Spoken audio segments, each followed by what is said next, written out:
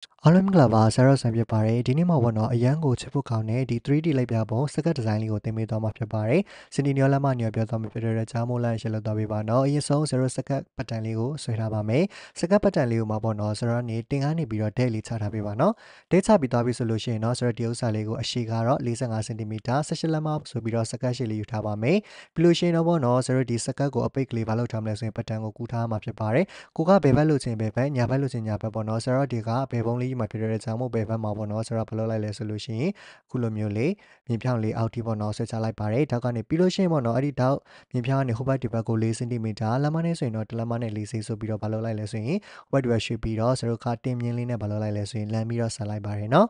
ဟုတ်ပြီဒီလိုလေးပြီးသွားပြီဆိုလို့ရှိရင်တော့ပေါ့နော်ဆိုတော့အလဲမြင်းလေးရှိရလေအဲ့ဒီအလဲမြင်းကူးထားတဲ့အလဲမြင်းတက်တက်လေးကိုမြင်းပြောင်းလေးဆွဲလိုက်ပါမယ်အဲ့ဒီကနေပြီးတော့ပေါ့နော်ဆိုတော့ပေါ်ကို5စင်တီမီတာလက်မနဲ့ဆိုရင်2လက်မတက်မယ်ဘေးကိုတော့ပေါ့နော်ဆိုတော့1စင်တီမီတာလက်မနဲ့ဆိုရင်တော့4စိကလေးဘာလို့လိုက်မလဲဆိုရင်ရှေ့ပြီးတော့အမတ်ကလေးတစ်မှတ်မှတ်လိုက်ပါမယ်နော်ပြီးတော့ဒေါင်းမြင်းပြောင်းဆွဲထားတာနေအပေါ်ကို10စင်တီမီတာလက်မနဲ့ဆိုရင်4လက်မပေါ့နော်ဘေးကိုတော့1စင်တီမီတာလက်မနဲ့ဆိုရင်4စိဘာလို့လိုက်မလဲဆိုရင်ရှေ့ပြီးတော့အမတ်တစ်မှတ်မှတ်လိုက်ပါမယ်နော်ဟုတ်ပြီပြီးလို့ရှိရင်တော့ပေါ့နော်ဆရိုကနေပြီးတော့အလယ်မြင်းကနေပြီးတော့အောက်ကိုဆရိုက7.5စင်တီမီတာလက်မနဲ့ဆို3လက်မပေါ့နော်အောက်ကိုဆင်းပြီးမှတ်လိုက်ပါမယ်မှတ်ပြီးတော့ပေါ့နော်အဲ့ဒီရဲ့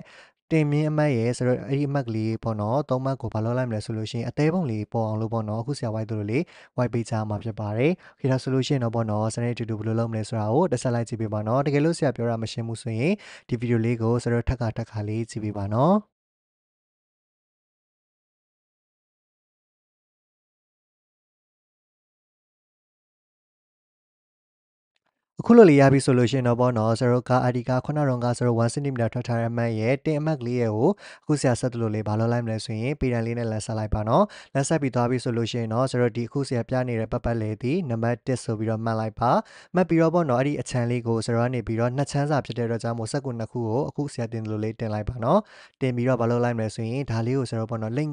မိန်လေးနဲ့ပေါ့နော်ကူးလိုက်မှာဖြစ်ပါတယ်လိမ့်မိန်လေးနဲ့ကူးဖို့တော့ပေါ့နော်အခုလိုလေးစက်ကူအောက်မှာခြံလိုက်မယ်ခြံပြီးတော့ပေါ့နော်ဆိုတော့လိမ့်မိန်လေးနဲ့ဘာလုပ်မလဲဆိုရင်ပတ်လေလေးကိုဒါလေးကိုပေါ့နော်ဆိုတော့အောက်ကနေပေါ့နော်လွတ်မလွတ်ဆိုတာလေးတစ်ချက်ပြန်ကြည့်ပေးပါနော်တေချာသွားပြီဆိုလို့ရှိရင်တော့အခုဆိုလိုမျိုးပေါ့နော်ဆရာလိမ့်မိန်ပေးလိုမျိုးလေးပတ်လေလေးကိုလိမ့်မိန်ပေးပြီးတော့ကူးပေးပါနော်ဟုတ်ပြီဒါဆိုလို့ရှိရင်ပေါ့နော်စနေတူတူလိမ့်မိန်ကူတာလေးကိုတစ်ချက်လိုက်ကြည့်ပါမယ်နော်ဟုတ်ပြီဒါဆိုရင်ပေါ့နော်ဆိုတော့လိမ့်မိန်လေးနဲ့ပတ်လေလေးကူးပြီးသွားပြီဆိုလို့ရှိရင်တော့ဆိုတော့ကူးထားတဲ့ဥစ္စာလေးတွေကိုပေါ့နော်ဘာလုပ်မလဲဆိုရင်ကတ်ကြီးလေးနဲ့ဆိုတော့ကြိုက်ထောက်အောင်မှာဖြစ်ပါတယ်ဟုတ်ပြီနော်ဘာလို့မလဲဆိုရင်ကတ်ကြီးလေးနဲ့ကြိုက်ထုတ်ပါမယ်အဲ့တော့ဆရာကတ်ကြီးလေးနဲ့ရင်ဆုံးကြိုက်ထုတ်လိုက်ပါအောင်မယ်နော်ဟုတ်ပြီနော်ကတ်ချီလေးနဲ့ကိုက်ထုတ်လိုက်ရင်ဒီပုံစံလေးရလာမှာဖြစ်ပါတယ်စတို့အဲ့ဒီနေရာလေးပြန်တင်ချလိုက်ပါအခုလိုလေးဖြစ်နေပါမယ်နော်စတို့ကဒါဒီစတို့နှစ်ချမ်းဖြစ်တဲ့အတွက်ကြောင့်မို့နှစ်ခုစာလေးရအခုလိုလေးရလာမှာဖြစ်ပါတယ်ဟုတ်ပြီနော်ဟိုဘက်ဒီဘက်ဒီလိုပုံစံလေးပေါ့နော်ဟုတ်ပြီဒါပြီးလို့ရှိရင်ပေါ့နော်စတို့နောက်ထပ်နံပါတ်2အချမ်းကိုသွားရအောင်ပါနံပါတ်2အချမ်းကတော့အဲ့ဒီအမှတ်နဲ့ပေါ့နော်စတို့ဒါလေးအခုလိုလေးမြင်ပြောင်းလေးတားလိုက်မယ်တားပြီးတော့ပေါ့နော်အခုဆရာပြတဲ့အမှတ်ကလေးနဲ့အဲ့လိုလေးဆက်လိုက်မယ်ဆက်ပြီးတော့ပေါ့နော်တင်အမှတ်ကလေးနဲ့အခုဆွဲလိုက်တဲ့အမှတ်ကလေးနဲ့အခုလိုလေးဆက်လိုက်ပါမယ်ဆက်ပြီးတော့ဒီဥစ္စာဒီပါလဲဆိုရင်ဆရာတို့ရဲ့နံပါတ်2အမှတ်ကလေးဖြစ်ပါတယ်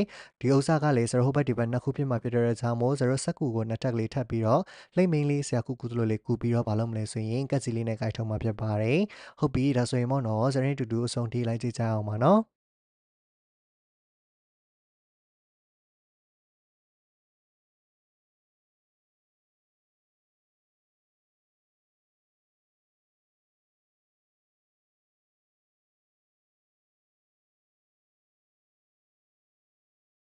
ဟုတ်ပြီနော်0ဘောနော်ကကြီးလေးနဲ့ကြိုက်ထုတ်လိုက်ပြီဆိုလို့ရှိရင်တော့အခုလိုပုံစံလေးရလာမယ်အခု0ဘောနော်လိုချင်တဲ့ပုံစံရများဆိုတာကိုခုနကကူထားတဲ့အတိုင်းလေးအခုလိုလေးပြန်တင်ကြည့်ပေးပါနော်တင်ကြည့်ပြီးသွားပြီဆိုလို့ရှိရင်တော့0နှစ်ခုရမှာဖြစ်ပါတယ်အခုလိုလေးပေါ့နော်ဟုတ်ပြီဒါဆိုရင်ပေါ့နော်0နောက်ဆုံး3ခုမြောက်ကိုဘာလုပ်မလဲဆိုရင်0ခဲလေးနဲ့ဘော sorry အမဲလေးနဲ့ဆွဲလိုက်ပါမယ်0နောက်ဆုံးဆွဲခဲ့တဲ့မြင်းလေးကိုဆွဲမယ်ပြီးလို့ရှိရင်အဲ့ဒီရဲ့ပေါ့နော်4စင်တီမီတာထွက်ထားတဲ့အမတ်ကလေးနဲ့အခုလိုလေးဆက်ပါမယ်ဆက်ပြီးတော့အဲ့ဒီ4စင်တီမီတာအမတ်တိုင်းလေးပဲအပေါ်ကို0တင်မြင့်တင်မှတ်မယ်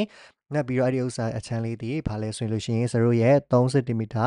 sorry 3အချမ်းလေးဖြစ်ပါတယ်ဟုတ်ပြီဒါဆိုလို့ရှိရင်ပေါ့နော်အဲ့ဒီ3ချမ်းလေးကို0ပေါ့နော်အောက်ကနေပြီးတော့စက်ကူနှစ်ထပ်ကလေးခံပြီးတော့ပတ်လေလေး0ကူလိုက်ပါမယ်ကူပြီးသွားပြီဆိုလို့ရှိရင်တော့ဒါလေးကို0အနေနဲ့ကတ်ချီလေးနဲ့ခိုက်ထုတ်မှာဖြစ်ပါတယ်ဟုတ်ပြီဒါဆိုရင်ပေါ့နော်0နဲ့တူတူအဆုံးထိလိုက်ကြည့်ကြအောင်ပါနော်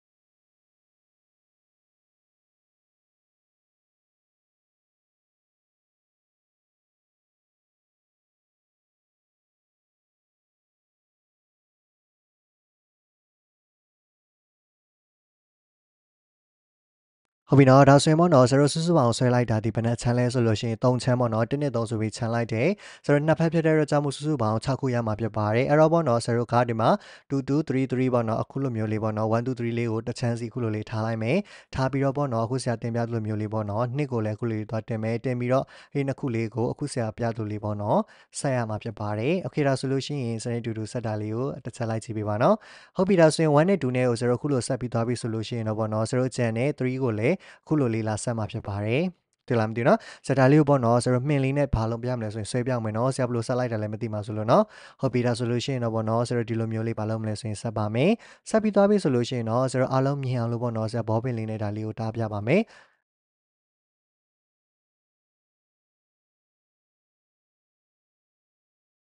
ဟုတ်ပြီနော်ဒါဆိုလို့ရှိရင်တော့ဆိုတော့ဒီလိုပုံစံလေးရလာမှာဖြစ်ပါတယ်ရလာပြီဆိုလို့ရှိရင်တော့ပေါ့နော်ကိုလိုချင်တဲ့ဥစ္စာရမြဒီလိုမျိုးလေးဘာလို့ကြည့်မလဲဆိုရင်တင်ကြည့်ပါမယ်ဟုတ်ပြီနော်ဒါဆိုရင်ပေါ့နော်ဆိုတော့ဒီလိုမျိုးတစ်ချမ်းလေးရခဲ့ပြီဆိုလို့ရှိရင်ကျန်တဲ့တစ်ချမ်းကိုလည်းအခုခုနကတော့ဆရာဆက်ပြသလိုမျိုးလေးပဲဆက်လိုက်ရမှာဖြစ်ပါတယ်နော်ဟုတ်ပြီဒါဆိုလို့ရှိရင်ပေါ့နော်ဆရာဆက်သလိုမျိုးရမရဆိုတာကိုဆရာကို comment ထဲမှာမှတ်ခဲ့ပေးဦးနော်ဟုတ်ပြီဒါဆိုလို့ရှိရင်ဆိုတော့ဆက်လိုက်မယ်ဆိုလို့ရှိရင်ဆရာအခုယူတဲ့အတိုင်းပဲပေါ့နော်နှစ်ချမ်းလေးရမယ်ရတဲ့ဥစ္စာကိုပေါ့နော်ဆိုတော့ဒါလေးကိုဒီဘာလို့မလဲဆိုရင်ပတ်တန်လေးမှာပေါ့နော်ဆိုတော့အခုလိုမျိုးလေးဆရာတင်သလိုမျိုးလေးပေါ့နော်တိတ်ကလေးနဲ့တွက်ကပ်ပြီးတော့တင်ကြည့်မှာဖြစ်ပါတယ်။ Okay ဒါဆိုရင်စမ်းတဲ့တူတစ်ဆက်ကြည့်မယ်နော်။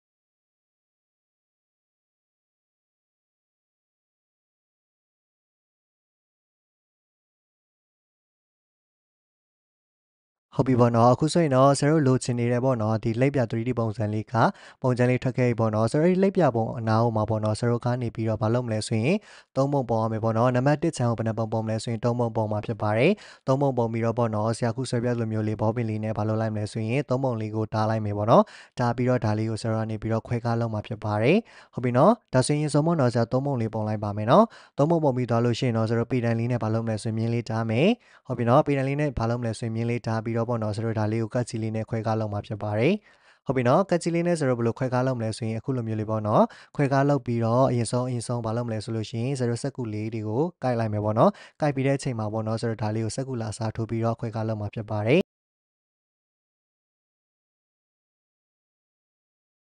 ဟုတ်ပြီနော်ဒါဆိုရင်ပေါ့နော်ဆိုတော့ခွဲပြီးသွားပြီဆိုလို့ရှိရင်တော့ဆိုတော့ကား3 cm စီဘာလို့မလဲဆိုရင်စက်ကူစားထိုးပြီးတော့ကားမှာဖြစ်ပါတယ်လက်မနဲ့ဆိုရင်တော့ဆိုတော့တလက်မပေါ့နော်အောက်ခုပ်ပြီးဒါဆိုလို့ရှိရင်ပေါ့နော်ဆိုတော့ကျန်တဲ့ဥစ္စာတွေကိုလည်း3 cm လက်မနဲ့ဆိုရင်တလက်မပေါ့နော်ဒါလေးတွေကိုဆိုတော့ခွဲကားလေးလောက်သွားမှာဖြစ်ပါတယ်โอเคဒါဆိုရင်ပေါ့နော်စတဲ့တူတူခွဲကားလောက်တာကိုတစ်ချက်ကြည့်အောင်နော်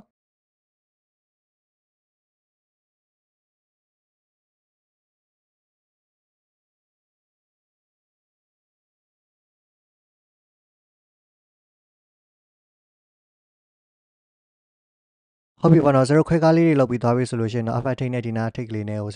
အခုလိုမျိုးလေးပေတံလေးနဲ့တားလိုက်မယ်ပေါ့နော်တားပြီးတော့ဘာလုပ်လိုက်မလဲဆိုလို့ရှိရင်ကက်ချီလေးနဲ့မလိုတော့တဲ့စက်ကူလေးတွေကိုပတ်ပတ်လေးလေးခိုင်းမှာဖြစ်ပါတယ်ဒီဘက်ကိုခွဲကားလုပ်လိုမျိုးပဲပေါ့နော်ကျန်တဲ့တစ်ဖက်ကိုလည်းအခုလိုလေးခွဲကားလုပ်မှာဖြစ်ပါတယ်ခေဒါဆိုရင်ပေါ့နော်ခွဲကားလုပ်ဖို့အတွက်စနေတူတူတစ်ချက်လိုက်ကြည့်ပေးပါအောင်နော်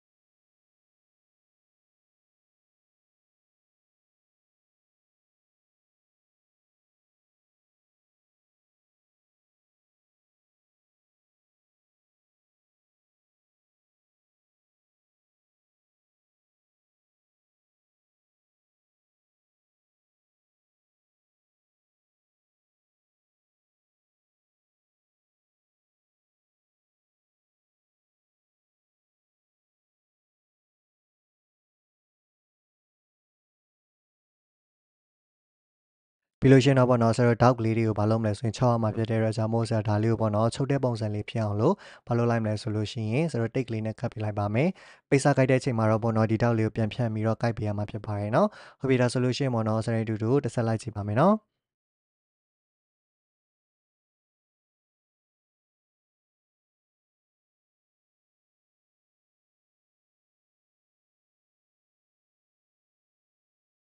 ပြီးလို့ရှိရင်တော့ပေါ့နော်ဆိုတော့ဒီနားလေးကအခွဲလေးကြံသေးတယ်လေအဲ့တော့ဆိုတော့ဒီနားလေးကဆိုတော့4 cm ခွာထားတဲ့ဥစ္စာလေးကိုဆိုတော့ဘာလုပ်လိုက်မလဲဆိုရင်ခွဲလိုက်မှာဖြစ်ပါတယ်ဒီနေ့တင်ပြသွားရဲပေါ့နော်ဆိုတော့ 3D လက်ပြဒီဇိုင်းလေးကိုအားလုံးမရမယ်လို့စနေနေမျှော်လင့်ပါတယ်နောက်နေ့နောက်ပြီးတော့မှာတော့ပေါ့နော်ဆိုတော့ဘာတွေတင်ပြသွားမလဲဆိုတာကိုစမ်းမြကြည့်ရှုပေးကြပါအောင်နော်ဒီနေ့ဒီလောက်ပါပဲအားလုံးပဲကျေးဇူးတင်ပါတယ်